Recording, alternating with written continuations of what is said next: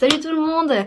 Comment allez-vous? Je dis ça comme si vous alliez me répondre. Aujourd'hui, je vous propose de vous replonger dans les attractions avec Space Mountain. Je sais que c'est un thème qui a été traité maintes et maintes fois et ça me passionne toujours autant. Donc voilà, Space Mountain actuellement connu sous le nom d'Hyper Space Mountain, mais bon ça, j'y reviendrai un peu plus tard. Donc veuillez baisser votre harnais de sécurité et garder bras et mains à l'intérieur de la vidéo pendant toute la durée du voyage. La mise à feu est imminente. Allez, stoppons les bêtises, on va essayer d'organiser un peu les choses. On va faire une grosse partie d'histoire sur l'attraction, puis un petit peu de technique et puis un petit peu essayer de survoler ce que font les casts sur Space. Et c'est parti! Tout d'abord, pour comprendre cette attraction, on va faire un peu d'histoire. Et on va remonter le temps jusqu'en 1959. 1959, date à laquelle a vu le jour l'attraction Matterhorn Bobsleigh dans le Disneyland Park en Californie. Et oui, cette attraction est l'ancêtre de notre Space. C'était la première montagne dans un parc Disney et c'était une volonté de notre cher Walt, qui était passionné de montagne. Mais c'est pas tout, Walt voulait aussi faire de cette montagne plusieurs attractions en un même lieu. Et également développer un peu les attractions à sensations qui étaient pas hyper populaires et pas très développées à cette époque. Je pourrais faire toute une vidéo sur cette attraction, mais c'est pas le but, donc disons que ça a eu un énorme succès. Et là, notre cher Walt, qui était passionné de nouvelles technologies et de conquête spatiale, s'est dit « Tiens, si je construisais une montagne russe dans le noir ?» Mais attendez, c'est pas tout. Il s'est aussi dit « Mes petits bonhommes Imagineers, je veux que ce soit le centre du land, à Tomorrowland plus précisément, et puis aussi qu'on puisse rejoindre tout le land depuis cette attraction. Et puis bien sûr qu'il y ait plusieurs attractions au même endroit. Ça s'appellera Spaceport. Vous vous imaginez bien qu'un projet comme ça à l'époque, là on est en 1964, c'était impossible. La technologie n'était pas encore au point. Et notre créateur est décédé 2 ans après, en 1966. Mais la technologie, elle, a continué d'évoluer. Elle a tellement évolué que le 15 janvier 1975 a vu le jour le premier Space Mountain dans le parc Magic Kingdom de Disney World en Floride. Parc qui avait ouvert en 1971. Dans ce space, en fait, on va garder le même principe que l'attraction Matterhorn Bobsleigh que je vous parlais avant, le même principe que les bobsleighs, en fait les guests vont être les uns derrière les autres. Et comme le voulait Walt, en fait il y a un système de transport par rail qui permet de rejoindre différents points du land depuis Space. Ah, si Walt avait vu ça. Pour l'anecdote, c'est la belle-sœur de Walt qui a testé le premier Space à l'âge de 84 ans. Et ce fut un succès monstre cette attraction. Du coup, il était logique de rendre hommage à l'homme qui l'avait imaginé et de construire cette attraction là où elle aurait normalement dû voir le jour, c'est-à-dire à Tomorrowland en Californie. Et en 1977, ce fut fait. Alors du coup, il était un peu plus petit qu'en Floride, mais avec un scénario beaucoup plus élaboré. Et c'est dans ce space que les guests n'étaient plus les uns derrière les autres, mais les uns à côté des autres. Et c'est cette version, à quelques détails près, qui sera réalisée en 1983 à Tokyo Disneyland et en 2005 à Hong Kong Disneyland. Il y aura bien sûr des petits changements au fil des ans, par exemple comme la couleur de la façade ou bien encore la thématisation de l'attraction. Voilà, les différents spaces sont nés dans le monde. Et à Paris alors?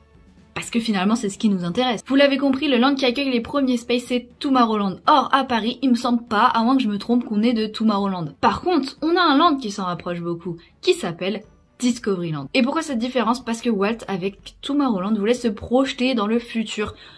Mais en fait, les découvertes que Walt imaginait pour son futur, et bah pour nous c'est déjà notre passé. Vous voyez le problème. Donc en fait pour Paris ils ont voulu faire un truc un peu plus intemporel en s'inspirant vraiment de grands visionnaires comme De Vinci, comme Jules Verne, comme George Lucas. Le but en fait c'était d'associer le passé et le futur, être un peu dans un truc hors du temps, un truc rétro-futuriste quoi. C'est là qu'est né Discoveryland en 1992 avec plein de références à Jules Verne. Si je vous dis tout ce qu'un homme est capable d'imaginer, d'autres hommes seront capables de le réaliser. Qui a dit ça? Walt Disney?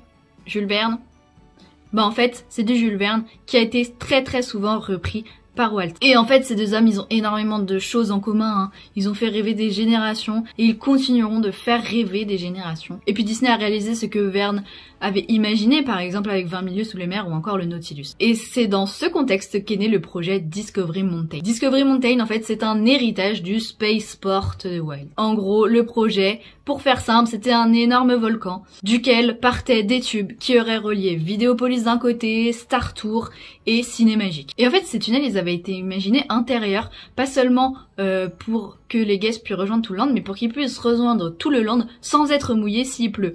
Alors entre ça et le château qui est rose, pour détonner sur le ciel gris de Paris. Je sais pas quel genre de répute on a, hein. Donc voilà, ce volcan, en plus, devait y avoir le Nautilus à l'intérieur, avec une espèce d'attaque de calamar géant, un restaurant, une attraction de type chute libre, où en fait il y aurait été jusqu'au sommet du volcan, il y aurait eu une super vue sur le parc et puis de la chute libre. Et enfin, une version inédite de Space Mountain qui aurait été inspirée du roman De la Terre à la Lune de Jules Verne. Bon, malheureusement ce projet est tombé à l'eau, hein, vous le savez bien, parce que il y a pas de géant volcan au milieu de Disco. Au début il avait été repoussé et puis finalement le budget n'était pas du tout là. Du coup il a été abandonné, mais pas totalement. Pas totalement parce que le Nautilus est bien là.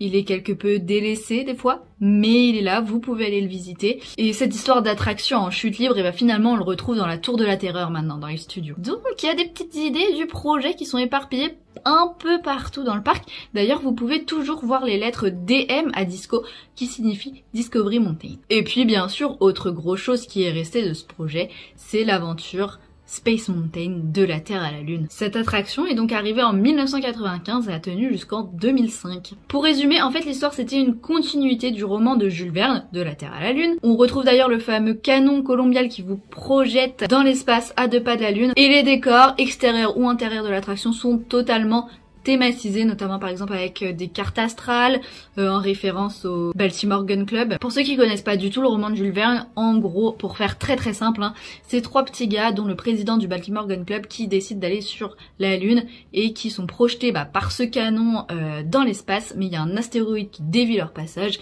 et du coup ils peuvent pas aller sur la Lune, mais en tout cas ils peuvent l'observer. Voilà l'histoire du roman et donc l'histoire de Space. Et puis du coup à cette époque on pouvait se promener, voir toutes ces cartes spatiales et puis même voir l'intérieur de l'attraction par un hublot, par des gros hublots. On pouvait voir les rails. Et le passage par lequel on pouvait voir tout ça, c'est le passage qui est maintenant le passage Fast Pass. Dans mes souvenirs, j'ai pas eu la chance de faire Space Mountain de la Terre à la Lune. J'étais née mais j'étais trop petite à l'époque pour pouvoir le faire. Puis du coup en 2005, Space Mountain de la Terre à la Lune a laissé place à Space Mountain Mission 2 jusqu'en 2017. Celui-là par contre je l'ai fait et refait, j'adorais Mission 2. Donc cette rénovation intervient pour les 10 ans de l'attraction. Et vraiment hein, elle s'inscrit comme un deuxième chapitre à l'histoire de Jules Verne, on reste complètement sur cette thématique, mais cette fois on va plus jusqu'à la Lune, mais vraiment encore plus loin dans l'espace. La technologie a évolué, il y a des effets encore plus réalistes, d'ailleurs il y a beaucoup d'images qui sont prises de la NASA ou de l'Agence spatiale européenne. La grosse différence aussi c'est que le départ ne se fait plus au milieu du canon mais en bas du canon. Les couleurs aussi ont été refaites, la musique, et puis ce fameux passage dont je vous parlais où on pouvait voir l'intérieur de l'attraction a été fermé pour essayer de garder le mystère de l'intérieur de cette attraction au maximum jusqu'au bout. Et puis depuis 2017, voilà Hyperspace Mountain. Alors là, par contre, plus rien n'est voir. L'histoire change complètement. On se retrouve au moment de la bataille de Jakku, on est valdingué pendant cette bataille. Je pense que pour comprendre absolument l'histoire de cette version de Space, il faut avoir vu les Star Wars, ce qui est mon cas, bien évidemment. J'avoue, c'est moins mon univers, vraiment moins mon univers. C'est peut-être pour ça que je préférais 1000 fois Mission 2 parce que j'avais vraiment l'impression de faire un voyage dans l'espace. Avec Hyperspace, j'ai un peu moins cette sensation. Mais bon, il y avait la nouvelle trilogie de Star Wars qui sortait, le lancement de la saison de la Force à Disney. C'était normal que Disney fasse ce choix. Avec la rénovation des attractions pour les 25 ans aussi, il fallait des choses qui détonnent un peu. Mais sinon, il y a des avantages à ce nouveau Space. Par exemple, la modernisation du Ride Control. Le Ride Control, c'est ce qu'utilisent les castes, les opérateurs animateurs attractions pour gérer l'attraction et aussi ce qu'utilise la maintenance. Ça a été totalement repensé, modernisé. Il y a eu aussi l'ajout d'une file Single Rider. Vous savez, cette file que vous pouvez prendre quand vous êtes tout seul pour faire l'attraction. Vous faites moins de queue, en fait, et vous complétez les groupes impairs de personnes. Et je vous vois venir les petits malins qui prennent cette file pour faire moins de queue alors qu'ils sont en groupe. Je l'ai déjà fait aussi, oui. Autre grosse nouveauté, c'est les wagons, les véhicules qui permettent d'avoir un centre de gravité beaucoup plus bas et du coup un meilleur confort lors de l'attraction. Et aussi avec ce nouveau harnais, le harnais qui vous englobe complètement. Pour ceux qui n'ont pas fait l'ancienne version, avant le harnais en fait c'était un harnais vraiment qui se mettait pas sur les épaules comme un peu celui d'Indiana Jones. Et maintenant vous avez vraiment quelque chose qui vous englobe tout le corps et c'est vrai que ça c'est beaucoup plus confortable. Les appuis-tête aussi je trouve qu'ils sont beaucoup plus confortables que dans les versions précédentes. Le deuxième avantage de ce harnais c'est qu'il a permis d'abaisser la taille requise pour l'attraction à 1,20 m alors qu'elle était à 1,32 m avant. Et puis bien sûr la nouvelle technologie pour la musique et les effets sont en place D'ailleurs la musique, pareil, ça a totalement changé, hein. C'est la musique de Star Wars qu'on connaît tous et qui vous met pour le coup dans l'ambiance dès le départ. Voilà en gros pour l'histoire. Niveau technique, eh bien on a une attraction qui fait 36 mètres de hauteur, 62 mètres de diamètre, 1 km de rail et qui a une structure en aluminium. Et j'insiste sur la structure en aluminium parce que c'est un truc qui était totalement révolutionnaire quand ils ont construit l'attraction et ça permet en fait de ne pas avoir de poutres au milieu qui soutiennent l'attraction. C'est-à-dire que vous voyez tout le dôme du haut de Space, et bien tout ça, ça repose comme un chapeau sur le bas. Ce qui fait que du coup, on n'a pas de poutre à l'intérieur et on a plus de place pour les rails. Le canon, je pense qu'on ne peut pas parler de Space sans parler de ce canon. 22 mètres de long, 185 marches à l'intérieur, un système de catapultage qui vous propulse en 2 secondes à 75 km/h. Et ça, c'est vraiment unique. On est le seul Space à avoir quelque chose comme ça. En fait, on a le Space le plus sensationnel de tous les Disney du monde. D'ailleurs, ce système de catapultage, c'est le même principe qu'utilisent les porte-avions dans l'armée. Aussi une particularité de Space qu'on retrouve aussi dans le petit train du cirque, vous savez, le petit train dans Fantasyland, c'est le système audio embarqué. C'est assez rare dans une attraction, mais en fait c'est fait pour que la musique soit synchronisée à tout moment dans l'attraction. Parce qu'en fait les trains peuvent aller un tout petit peu plus ou moins vite, bon ça joue à quelques secondes, hein, mais selon le nombre de personnes qu'il y a dedans par exemple, mais il faut quand même que la musique soit toujours synchronisée avec les effets spéciaux qui se passent. Du coup en fait les musiques sont faites de petites boucles sur chaque segment de musique et il y a des capteurs sur le train qui permettent de dire à la musique bah là je suis à tel endroit, donc là il faut que tu te rallonges un petit peu ou que tu te raccourcisses un petit peu, tout simplement. Et les casts, eh bien les casts, il y a à peu près 15 cast members sur l'attraction par jour, sur une journée. Donc là je parle des cast members opérateurs, animateurs, attractions. Donc bah vous allez en avoir partout, hein. Vous allez en avoir de l'entrée, à ceux qui vous demandent combien vous êtes, à ceux qui vérifient votre internet de sécurité, à celui qui est dans la tour de contrôle et tous les castes comme sur chaque attraction. Ce que je vous ai expliqué, il y a toujours un roulement en fait, on tourne entre chaque position. Si on a réussi notre examen pour pouvoir travailler tout seul bien entendu, il peut arriver qu'il y ait des castes qui n'aient pas le droit de travailler sur certaines positions qui sont un peu plus techniques, comme la tour de contrôle par exemple. Sinon pour faire tourner Space en général, il y a un peu plus de 100 métiers différents, c'est énorme. Et puis sinon il y a des équipes de maintenance qui interviennent toute la nuit à partir de la fermeture du parc jusqu'à l'ouverture sur ce type d'attraction, donc en fait c'est une véritable fourmilière là-dedans. Ils vont tout vérifier, le canon, les trains, les systèmes de freinage, les rails, tout est vérifié tous les jours. Et d'ailleurs on va dire que tous les trains sont remontés à neuf à peu près tous les mois. Le câble de lancement, le câble de catapultage, lui, est changé à peu près 2 fois par an. Après faut vous imaginer, les attractions c'est vraiment des choses qui tournent en continu, enfin vous imaginez sur toute une journée les trains ils font que ça, ils rentrent en gare, ils ressortent, donc forcément l'usage est intensif, donc il faut une surveillance très particulière pour la sécurité de tout le monde. J'ai jamais travaillé sur Space, mais c'était les voisins. En gros, Space appartient à ce qu'on appelle Disco 1, et moi j'étais sur un Disco 2.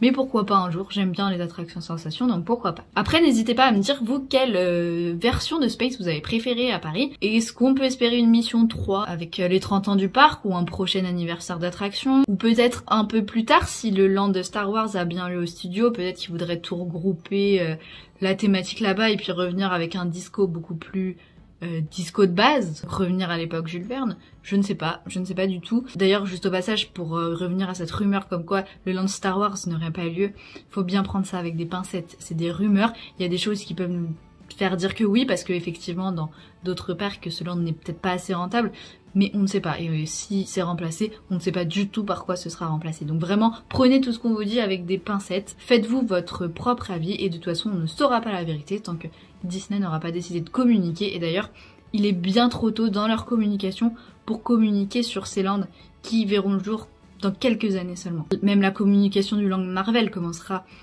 sûrement en fin d'année ou en début d'année prochaine, parce que les travaux ont repris du retard, donc si on n'a pas de communication là-dessus, pour l'instant c'est tout à fait normal en fait. Voilà, en tout cas c'est des interrogations, je vous laisse là-dessus. Je vous fais des gros bisous, cœur sur vous, et n'oubliez pas, ne laissez personne vous faire croire que vos rêves sont trop grands. J'espère que la vidéo vous a plu, si elle vous a plu n'hésitez pas à laisser un petit pouce, à vous abonner, à commenter, à activer la cloche, et on se retrouve bientôt pour une nouvelle vidéo.